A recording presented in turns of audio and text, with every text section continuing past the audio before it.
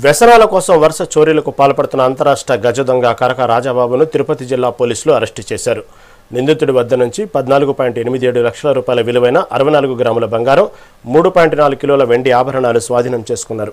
ఈ అరెస్టుతో వెంకటగిరి, డక్కిలి ప్రాంతంలోని 6 చోరీ కేసులతో పాటు బాపట్ల జిల్లాలోని 2 కేసులు, మొత్తం 8 కేసులను పోలీసులు ఛేదించారు.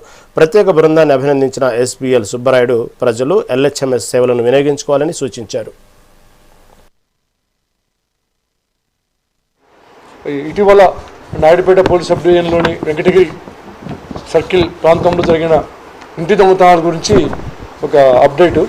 ముఖ్యంగా రీసెంట్గా జరిగిన దొంగతనాల విషయంలో జిల్లా ఎస్పీ గారు అయిన ఎల్ సుబ్రాయుడు ఐపీఎస్ సార్ ప్రత్యేక శ్రద్ధ తీసుకుని డిఎస్పీ గారి ఆధ్వర్యంలో, అదే వెంకటగిరి సిఐ ఆధ్వర్యంలో ఒక స్పెషల్ టీమ్ ఫామ్ చేయడం జరిగింది.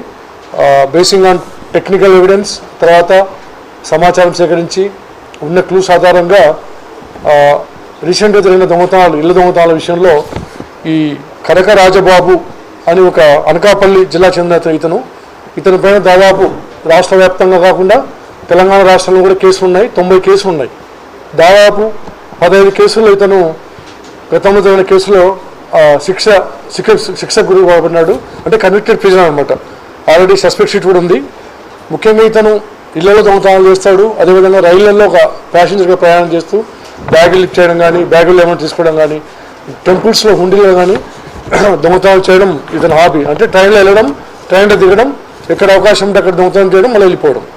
ఆ విధంగా రాష్ట్రంలో, తెలంగాణ రాష్ట్రంలో కలిసి మనం 90 కేసులు ఉన్నాయి. మన జిల్లాలో ఇప్పుడు ఒక 6 కేసుల్లో మనం గుర్తించడం జరిగింది. ఇతని వద్ద నుంచి దాదాపు 64 గ్రాముల బంగారు ఆభరణాలు, అదేవిధంగా 3.5 కిలో సిల్వర్ ఆభరణాలు, అంటే ఇళ్ల దొంగతనాలకు సంబంధించి రికవర్ చేయడం జరిగింది.